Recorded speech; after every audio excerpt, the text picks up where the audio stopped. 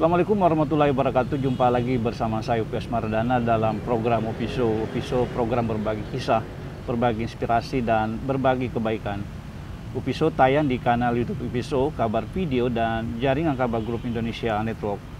Pemirsa Upiso, pada edisi kali ini adalah kita peringati 23 tahun reformasi. Salah satu tema yang cukup penting dalam reformasi itu adalah soal kebebasan pers. Dan saat ini kita berada di Kota Makassar. Kita akan berbincang dengan salah seorang jurnalis yang menjadi korban kriminalisasi pers saat ini. Kita sudah bersama dengan Muhammad Asrul. Asrul, apa kabar? Alhamdulillah baik, Kak. Sehat-sehat ya? Sehat.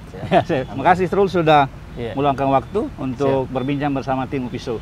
Pemirsa Upiso, Asrul ini adalah jurnalis di Palopo, Sulawesi Selatan yang pernah ditahan di Mapolda Sulawesi Selatan dan terkait dengan pemberitaan. Dan saat ini kasusnya sudah dilimpahkan ke pengadilan dan sudah menjalani sidang selama banyak 9 kali. 9 kali. Oke, jadi kita akan bertanya ke Asrul. Sebenarnya mungkin Asrul bisa jelaskan kasus yang menjerat Asrul ini sebenarnya bermula dari apa? Jadi bermula hanya singkatnya seputar pemberitaan tentang dugaan-dugaan korupsi mengenai di tubuh pemerintah kota Palopo itu sendiri.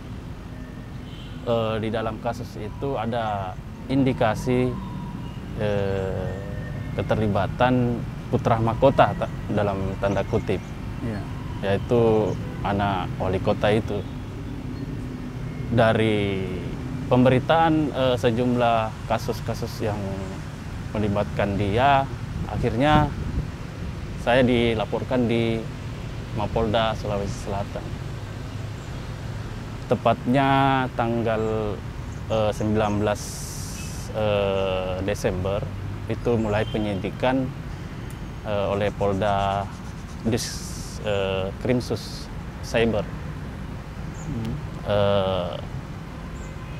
Di dalam proses itu saya dipanggil surat sebagai saksi, namun saya tidak sempat menghadiri. Di belakangan kemudian akhirnya saya didatangi oleh beberapa penyidik di rumah saya di Jalan Depasawi Dalam. Langsung dijemput ke Mapolda Sulawesi Selatan untuk disidik, langsung ditahan. Oh, jadi Asrul langsung ditahan saat itu? Dari penjemputan itu langsung ditahan. Alasan penyidik saat itu menahan Asrul apa? Alasan penyidik ya karena mungkin tidak kooperatif. Di luar dari itu tidak ada alasan lain yang saya anggap artinya ada ganjil gitu. Jadi Asrul sempat ditahan di Polda Sulsel. Polda, iya. Itu sejak kapan dan sampai kapan?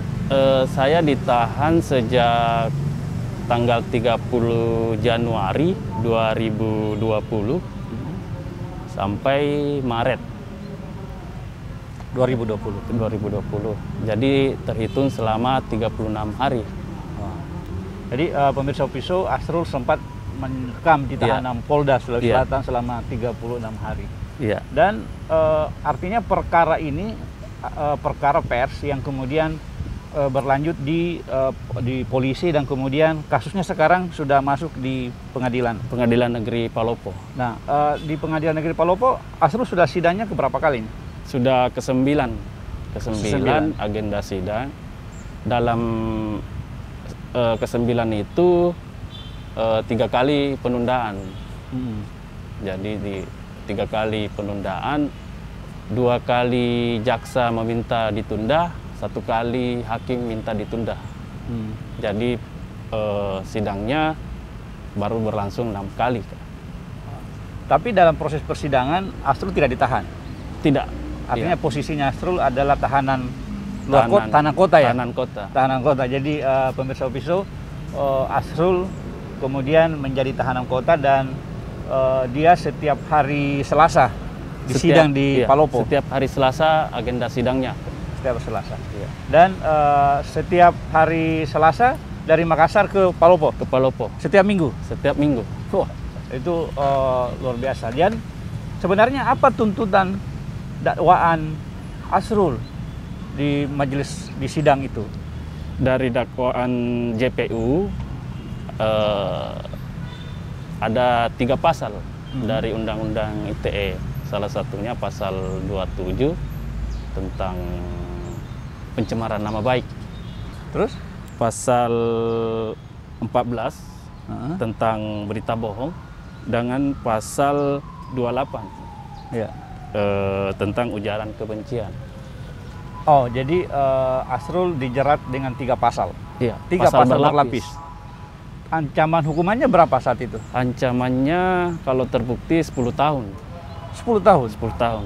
Nah, itu dia. Jadi pemirsa Opiso, di tengah peringatan 23 tahun reformasi, kita masih mendapatkan sebuah kenyataan bahwa seorang jurnalis di Sulawesi Selatan, tepatnya di kota Palopo, itu masih mendapat tekanan, bahkan ancaman hukuman penjara.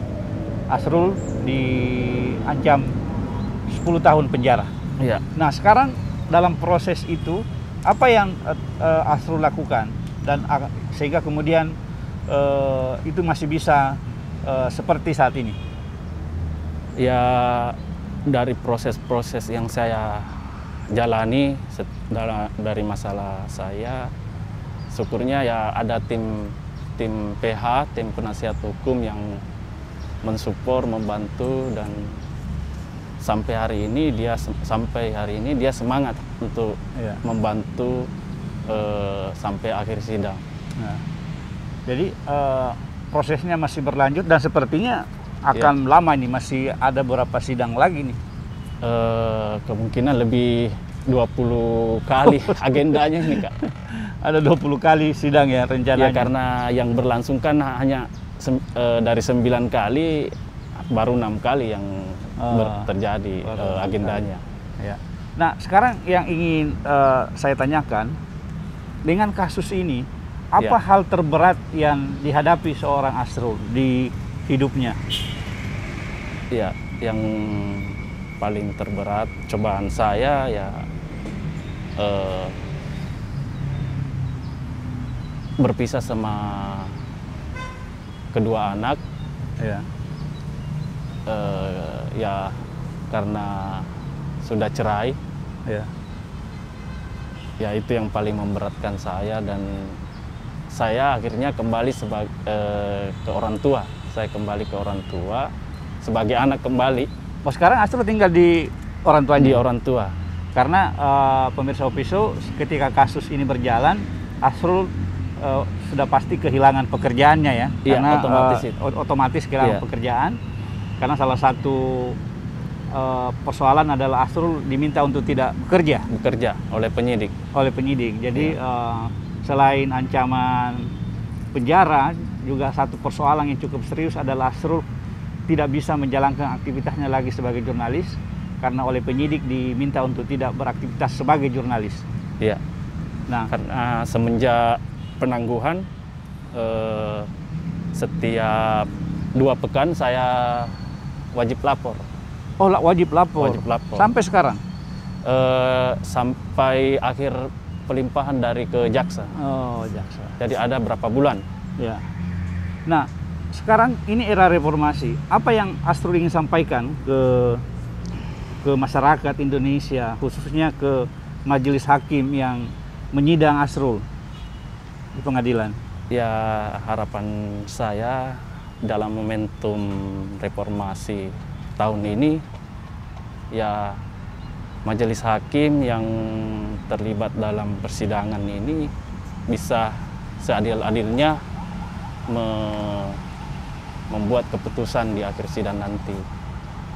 Dan saya harap Mahkamah Agung maupun Komisi Yudisial dengan lembaga-lembaga non-pemerintah bisa memantau perkara saya sendiri, karena ini menjadi perhatian publik juga tersendiri dalam undang-undang ITE.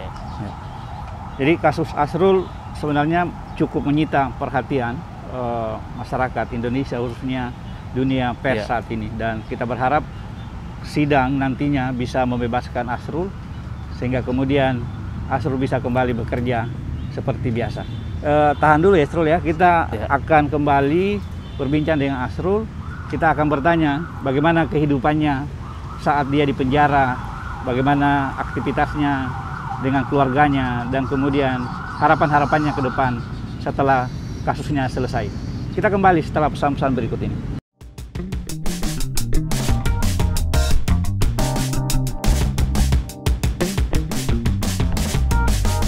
Cuma di sini, orang-orang akan berbagi kisah, berbagi inspirasi, berbagi kebaikan. Tapi pemirsa UPISO ingin tahu, bagaimana sih perjalanan hidup seorang Asap? Ya, sebagai orang.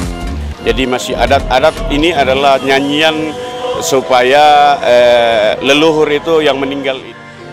UPI Show, setiap hari Rabu jam 4 sore, hanya di channel YouTube UPI Show. Jangan lupa subscribe ya.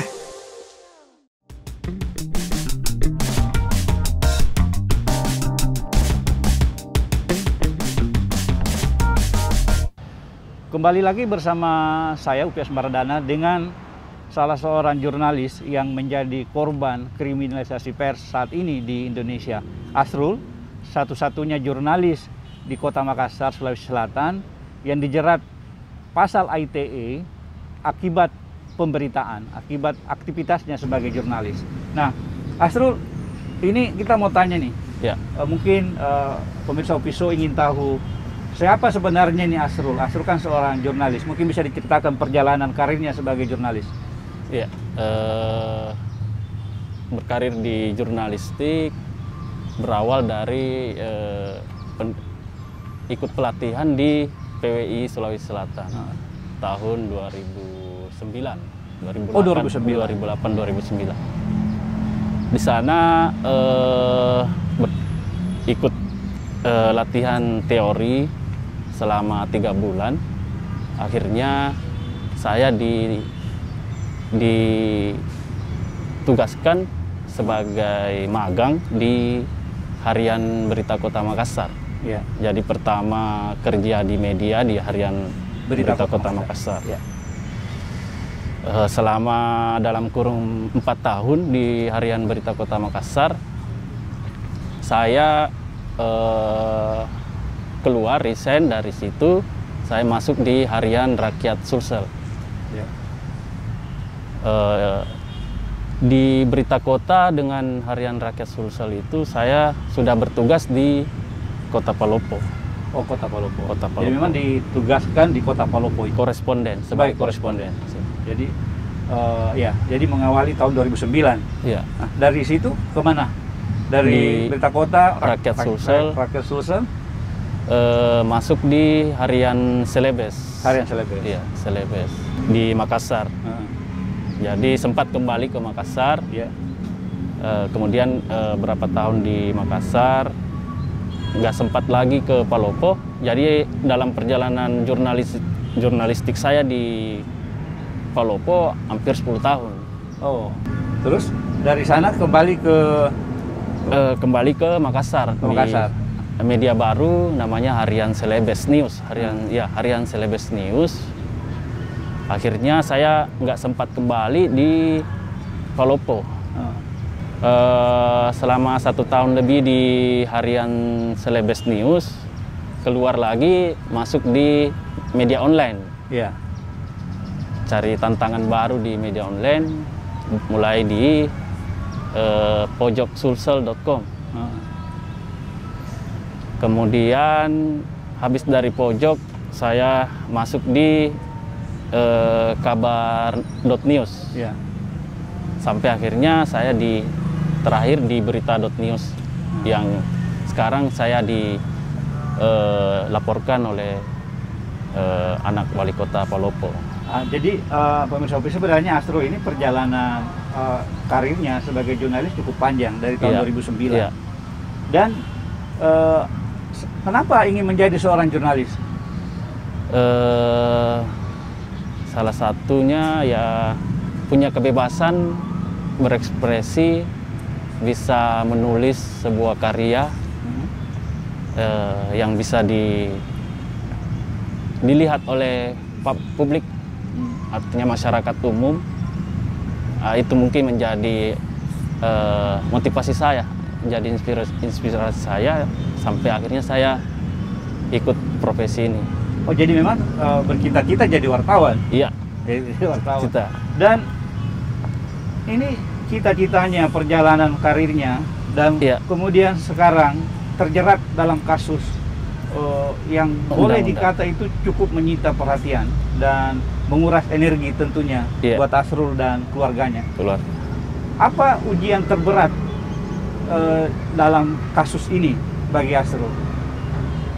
Ya, ujian itu paling terberat, saya tidak bisa menafkahi keluarga selama hampir dalam kurun 1 tahun karena sudah ada istri, sudah ada anak 2.